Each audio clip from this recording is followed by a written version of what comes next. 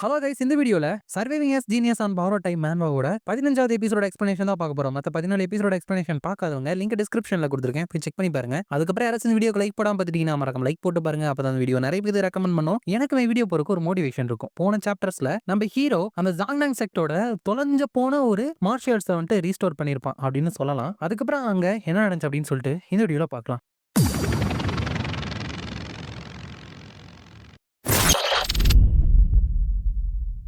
சாப்டரோட ஸ்டார்டிங்லயே hero வந்துட்டு அந்த மியோவா பேசுறதெல்லாம் கேட்டு உனக்கு நான் சேர் பண்றேன் அப்படின்னு சொல்லியிருப்பான். அப்ப அவ இவன் வந்துட்டு எனக்கு டீச் பண்ணுவேன் அப்படின்னு சொன்னான். பட் இவ்வளவு கேஷுவலா அவங்கிட்ட ஹெல்ப் கேட்கறது அப்படிங்கிறது கொஞ்சம் ஷேம்லெஸ்ஸா தான் இருக்கு அப்படின்னு நினைச்சிட்டு நான் வந்துட்டு நீங்க எனக்கு அந்த எக்லிப்ஸ் ஆஃப் த 9 சென்ஸ் அப்படிங்கிற மார்ஷியல் ஆர்ட்ஸை ரீஸ்டோர் பண்றதுக்கு ஹெல்ப் பண்றதுக்கு ரெக்வஸ்ட் பண்றேன். கண்டிப்பா இந்த உதவியை வந்துட்டு நான் சாகுற வரைக்கும் மறக்க மாட்டேன் அப்படின்னு சொல்லிட்டு ப்ராமிஸ் பண்றேன். நீங்க வந்துட்டு எனக்கு ஹெல்ப் பண்ண மாட்டீங்களா அப்படின்னு கேட்க ஹீரோ வந்துட்டு பண்றேன், லெட்ஸ் கோ. அது வந்துட்டு ரொம்ப நேரம் ஆகாது அப்படிங்கிறப்ப இதை கேட்கறப்பவே என்னோட ஹார்ட் வந்து ரொம்ப அமேஸ்டாவும் ப்ளீஸ்டாவும் ஃபீல் ஆகுது அப்படின்னு சொல்றா. இப்படி இவங்க ரெண்டு பேரும் போறத அந்த ஸ்வாட் இம்மார்டல் எல்டர் ஜாங்கோ வந்துட்டு பார்த்துட்டு இருக்காரு. அப்ப ஹீரோ அங்க போயிட்டு ஃபர்ஸ்ட் உங்களுக்கு அந்த ஸ்டெப்ஸை வந்துட்டு எப்படி பண்றது அப்படின்னு சொல்லி கொடுக்குறேன் அப்படிங்கிறப்ப அவங்க வந்துட்டு ஸ்டெப்ஸா அப்படின்னு கேட்டு மனசுக்குள்ள அந்த மார்ஷல் ஆர்ட்ஸ் எப்படி ரீஸ்டோர் பண்றது அப்படின்னு க்ளூவை கண்டுபிடிச்சது மட்டும் இல்லாம அந்த ஸ்டெப்ஸையும் வந்துட்டு கண்டுபிடிச்சிட்டானா அப்படின்னு நினைக்கிறப்ப ஹீரோ வந்து ஹவவர் இந்த ஸ்டெப்ஸ் வந்துட்டு அப்படியே அந்த மார்ஷியல் ஆர்ட்ஸுக்கு வந்துட்டு ஐடென்டிக்கலா இருக்காது. பெர்ஃபெக்டான ஸ்டெப்பை வந்துட்டு ரீஸ்டோர் பண்றது உங்கள்கிட்ட தான் இருக்கு அப்படிங்கிறப்ப இவர் வந்துட்டு இந்த மாதிரியான டேலண்ட் எல்லாம் உள்ளவங்க இந்த உலகத்துல இருக்காங்களா அப்படின்னு நினைச்சு பார்த்துட்டு இருக்கா. ஆனா ஹீரோ வந்துட்டு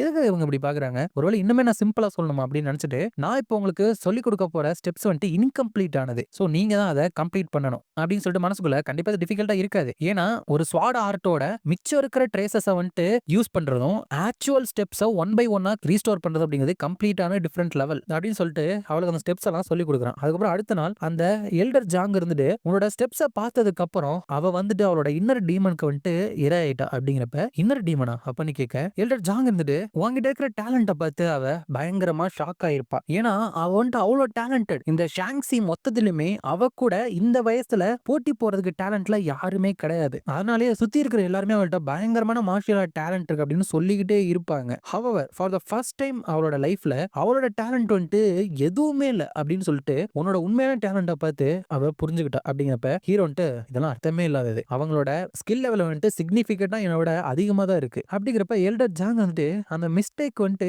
எப்படி மேட் ஆயிருக்கும் சொர்க்கத்துல அப்படின்னே தெரியல. உன்ன மாதிரி எக்ஸப்ஷனலா டேலண்ட்டை கொடுத்தீங்க உன்னை அனுப்புனது மட்டும் இல்லாம இம்ப்ரூவ்மெண்ட் ஆகணும் அப்படின்னு சொல்லிட்டு உன்னோட ஹார்ட்ல அந்த கிரேவிங்ஸுமே வந்துட்டு பதிச்சு வச்சிருக்காங்க பாத்தீங்க அப்படிங்கிறப்ப ஹீரோ இதெல்லாம் கேட்கவே எனக்கு எம்பாரசிங்கா இருக்கு. அப்படிங்கிறப்ப அந்த மியோவா அந்த இடத்துக்கு வந்துட்டு எல்டர் ஜாங் இயான்ஷின் நீங்க ரெண்டு பேருமே இங்கதான் இருக்கீங்களா, இயான்ஷின் நீ வந்துட்டு ஆல்ரெடி அந்த ஸ்டெப்ஸ் வந்துட்டு தெரிஞ்சு வச்சிருக்க அப்படின்னா உன்னால அந்த ஸ்வாட் டெக்னிக்கை வந்துட்டு யூஸ் பண்ண முடியும் தானே அப்படின்னு கேட்க ஹீரோ வந்துட்டு ஆமா முடியும் அப்படிங்கிறப்ப மியோவா இருந்துட்டு அப்படின்னா ப்ளீஸ் அந்த எக்லிப்ஸ் ஆஃப் த 9 சன்ஸை வந்துட்டு என் கூட சேர்ந்து நீ லேர்ன் பண்றியா, ஏன்னா நம்ம ரெண்டு பேருமே லேர்ன் பண்ணோம் அப்படின்னா நம்மளுக்கு எந்தெந்த பார்ட்ஸ்ல வந்துட்டு சில விஷயங்கள் தெரியாம இருக்கோ அதை டெஃபினட்டா வந்துட்டு கண்டுபிடிச்சு ஸ்பீடா வந்துட்டு நம்ம ரெண்டு பேருமே க்ரோ ஆக முடியும். நீ தனியா ட்ரைனிங் எடுக்கிறத விட இது நல்லது தானே அப்படிங்கிறப்ப ஹீரோ வந்துட்டு மை அப்பாலஜிஸ், என்னோட ஓன் ஸ்வாட் டெக்னிக்கை வந்துட்டு கத்துக்கிறதுக்கே எனக்கு வந்துட்டு டைம் கிடையாது. ஹவவர் என்னோட ஸ்வாட் டெக்னிக்கும் நீங்க கத்துக்கிறது ஒரே டைப் அப்படிங்கிறதுனால நம்ம ரெண்டு பேரும் ட்ரைனிங் எடுக்கிறத வந்துட்டு பார்த்தாலே நமக்கு வந்துட்டு ஓரளவுக்கு ஐடியா வந்துட்டு கிடைச்சிரும். ஸோ என்னோட ரேடியன் ஸ்வாட் ஆர்ட்டை ப்ராக்டிஸ் பண்றப்ப நீங்க பார்க்கலாம் அப்படிங்கிறப்ப அவர் வந்துட்டு என்ன உண்மையுமே பார்க்கறதுக்கு வந்துட்டு நீ அலோவ் பண்றியா, ஐ திங்க் நீ வந்துட்டு ஒரு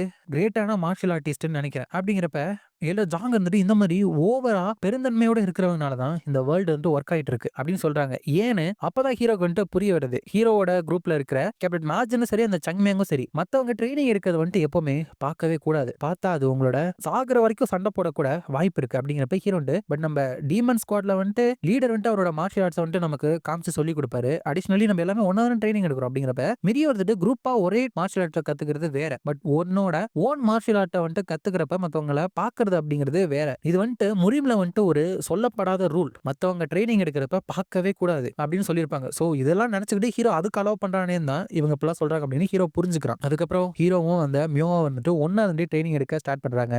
ரெண்டு பேருமே ஒரே மாதிரி ஸ்வாட வந்துட்டு வீசி ட்ரைனிங் எடுக்கிறாங்க. அப்ப ஹீரோ வந்துட்டு ரேடியன்ஸ் என்னோட ரேடியன்ஸ் ஸ்வாட்ல வந்துட்டு நான் யூஸ் பண்ற கோர் எனர்ஜி வந்துட்டு இன்ஃபினிட் பிளாசம் ஃபிஸ்ட் ஸ்ட்ரைக்கை விட ரொம்ப டிஃபரெண்டானது. ஏன்னா இன்ஃபினிட் பிளாசம் ஃபிஸ்ட் ஸ்ட்ரைக்ல நான் வந்துட்டு ஒரே ஸ்லாஷ்ல எல்லாத்தையுமே டெஸ்ட்ராய் பண்ணணும் அப்படின்னு நினைப்பேன். பட் இந்த ரேடியன்ஸ் ஸ்வாட் ஆர்ட் அப்படிங்கிறது ஒரு சீம்லெஸ்ஸா ஃப்ளோ ஆகக்கூடியது. இந்த ஸ்வாட நான் வீல்டு பண்றப்ப எந்த ஒரு தயக்கமும் என்னோட மனசுல இருக்கவே கூடாது. இந்த பிளேடு டச் பண்ற எல்லாமே என்னோட பாடியோட கனெக்ட் ஆயிருக்கிற மாரி நான் ஃபீல் பண்ணணும். இது வந்துட்டு எனக்கு ஒரு பாசிபிளான விஷயம் தான். ஏன்னா இந்த மார்ஷியல் ஆர்ட்ஸ உருவாக்குனதே நான் தானே அப்படின்னு சொல்லிட்டு அதை யூஸ் பண்ணிட்டு இருக்கிறப்போ அந்த மியோ வந்துட்டு அட் ஃபர்ஸ்ட் நான் வந்துட்டு என்னோட எக்லிப்ஸ் ஆஃப் த 9 சென்ஸ்ல வந்துட்டு ப்ராக்ரஸ் வந்துட்டு மேக் பண்ணிட்டு இருக்கேன் அப்படின்னு நினைச்சேன். பட் இவனோட ஸ்வாட் டெக்னிக் வந்துட்டு பாக்குறப்ப ரொம்பவே சிம்பிளா இருக்கு. இந்த டர்ம்ஸ் ஆஃப் ப்ரொஃபிஷியன்ஸை வச்சு பார்க்கும்போது இவன் என் கிட்ட வந்துட்டு ஈஸியாவே நெருங்கி வந்துருவான். நாங்க 2 பேருமே ஒரு விஷயத்த புதுசா ஒரே நேரத்துல தான் கத்துக்கிட்டோம். இருந்தாலும் அவனோட அந்த ப்ராக்ரஸ் அப்படிங்கிறது கம்ப்ளீட்டா டிஃபரெண்ட் லெவல்ல வந்துட்டு இருக்கு. அது மட்டும் இல்லாம இப்ப என்னோட ஸ்வாட யூஸ் பண்ற ஸ்பீடு இருந்துட்டு ரொம்ப அதிகமா வந்துட்டு சேஞ்ச் ஆயிருக்கு. அப்படிங்கிறப்ப ஹீரோ வந்துட்டு என்ன பண்றான் அப்படின்னா அவனோட ஸ்விஃப்ட் ஸ்வாட் ஸ்டைல் இருக்குல்ல, வேகமா ஸ்வாட வந்துட்டு வெளியே எடுப்பான்ல, அதை வந்துட்டு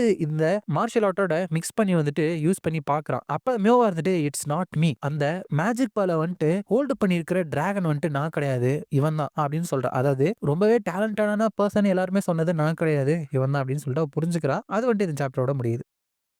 நெக்ஸ்ட் சாப்டர்ல ஹீரோ வந்துட்டு இந்த சாப்டரோட ஸ்டார்டிங்லயே நம்ம பார்த்திருப்போம். அந்த இல்ஷான் அப்படிங்கிறவன் அவங்களையும் லீடரையும் வந்துட்டு பார்க்க போறான். அப்ப இல்ஷினா இருந்துட்டு எப்படி விதி ஒர்க் ஆகுது அப்படின்னு எனக்கு தெரியவே இல்ல. அந்த ஜங் மேனர்ல ரத்தத்துக்கு நடுவுல பார்த்த அந்த சைல்டு வந்துட்டு என்னோட ஹஸ்பண்டோட மார்ஷியல் ஆர்ட்டை வந்துட்டு ரீஸ்டோர் பண்ணும் அப்படின்னு நான் நினைச்சு கூட பார்க்கல அப்படின்னு நினைக்கிறாங்க. சோ ஹீரோ ரீஸ்டோர் பண்ண அந்த மார்ஷியல் ஆர்ட்ஸுக்கு சொந்தக்காரரான அந்த ஸ்வாட் ஆன்சிஸ்டர் தான் இந்த இல்ஷானோட ஹஸ்பண்ட். அது மட்டும் இல்ல, இந்த இல்ஷானோட பையன் தான் இங்க இருக்கிற இந்த ஜாங்னாங் செக்டரோட லீடர் இந்த ஷின் அப்படிங்கிறவரும். அவர் வந்துட்டு lightning genius of the radian demon squad, என்னோட அப்பாவோட லெகசியை வந்துட்டு நீ ரீஸ்டோர் பண்ணி அதுக்கான ஸ்டெப்ஸை வந்துட்டு நீ கிளியரா டீச் பண்ணதா நான் கேள்விப்பட்டேன். அது மட்டும் இல்லாம ஜாங்னாங் செக்டோட ஸ்வாட் இம்மார்டலோட ஸ்டூடெண்ட்டையுமே வந்துட்டு நீ காப்பாத்தினதா கேள்விப்பட்டேன். நாங்க உண்மையுமே அதுக்கு நன்றி கடன் பட்டிருக்கோம். உனக்கு எங்களோட செக்ட்ல இருந்து என்ன வேணுமோ அதை கேளு அப்படிங்கிறப்ப ஹீரோ வந்துட்டு அந்த டைரன் ஸ்வாட் ட்ரைபுக்கு எதிரான ஃபைட்ல என்னையுமே சண்டை போறதுக்கு அலோ பண்ணுங்க அப்படின்னு கேட்கிறான். அதுக்கப்புறம் அந்த மியோவா இருந்துட்டு eclipse of the 9 sense martial arts வந்துட்டு ட்ரைனிங் எடுத்துட்டு இருக்கா. கரெக்டா நிறைய நல்லா எடுக்கிறா. அதுக்கப்புறம் ஒரு ஸ்டெப் எடுத்து அப்படியே அந்த ஃப்ளோவிலே கண்டினியூ பண்ணலாம் அப்படின்னு பார்த்தா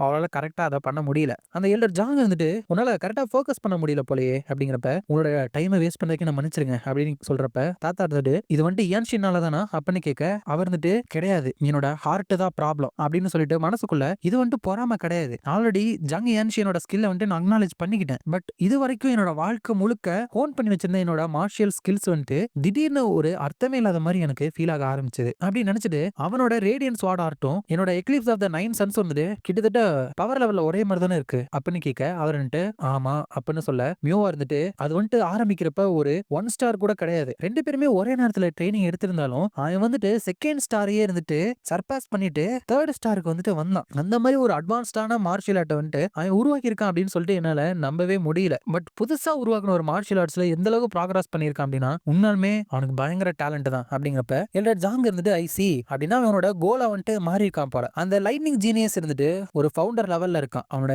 ஏஜையுமே சர்பாஸ் பண்ணி. அது மட்டும் இல்லாம அவன் தானே அந்த மார்ஷியல் ஆர்ட்ஸை வந்துட்டு கிரியேட் பண்ணா. சோ அவனுக்கு அது சூட் ஆகும் அப்படிங்கறனால அவன் வந்துட்டு அது சீக்கிரமா ப்ராக்ரஸ் ஆகதான் செய்வான். அப்படிங்கிறப்ப மியோவா இருந்துட்டு உண்மையான என்னோட டேலண்ட் இருந்துட்டு ஒன் ஆஃப் அ கைண்ட் நினைக்கிறேன். கண்டிப்பா அந்த டேலண்ட் கூட என்னால கேட்ச் அப் பண்ண முடியாது அப்படிங்கிறப்ப எல்டர் ஜாங் இருந்துட்டு அந்த மாதிரி ஒரு மார்ஷியல் ஃபவுண்டர் இருக்கிற காலகட்டத்தில் வாழ்றதே ஒரு பிளஸிங் மாதிரி தான். அதோட மைண்ட் செட்டை பொறுத்து தான் இருக்கு. ஏன்னா அவன் இருந்ததுனால தான் உன்னால எக்லிப்ஸ் ஆஃப் த 9 சன்ஸை வந்துட்டு இன்ஹெரிட் பண்ண முடிஞ்சு. நான் வந்துட்டு இதை சொல்ல வேணும்னு தான் நினைச்சேன். பட் அவனோட பாயு அக்கு பாயிண்ட் மண்டையில இருக்குல்ல, அது வந்துட்டு இந்த கிரேட் எனர்ஜி ஆஃப் நேச்சரோட கம்யூனிகேட் பண்ணி நிறைய நேச்சர் எனர்ஜி வந்துட்டு அவனோட உடம்புக்குள்ள வந்துட்டு வாங்கிட்டு இருக்கு. அந்த பாயிண்ட வந்துட்டு நிறைய ஸ்கில்ஃபுல்லான மார்ஷியல் ஆர்ட் மாஸ்டர்ஸால கூட ஹேண்டில் பண்ண முடியாது. அதனாலேயே அவன் வந்துட்டு வாழ்றதுக்கு இன்னும் நிறைய காலம் வந்துட்டு கிடையாது. இருந்தாலும் கூட அவன் இந்த உலகத்துல ஒரு நல்ல மார்க்கை வந்துட்டு விட்டுட்டு போகணும், அவனுக்கான ஒரு அடையாளத்தை கிரியேட் பண்ணணும் அப்படின்னு சொல்லிட்டு இவ்வளவு கஷ்டப்பட்டு ட்ரெயின் பண்ணிட்டே இருக்கான். எனக்கு இவ்வளவு மார்ஷியல் பவர்ஸ் இருந்தும் இவ்வளவு வயசாகி இருந்தும் கூட அந்த சைல்டு மேல எனக்கு ஒரு ரெஸ்பெக்ட் வந்திருக்கு அப்படின்னு சொல்றாப்ல. அதுக்கப்புறம் குவான்சாங் பிளெயின் அப்படிங்கிற ஒரு இடத்த வந்து காமிக்கிறாங்க. அங்க அந்த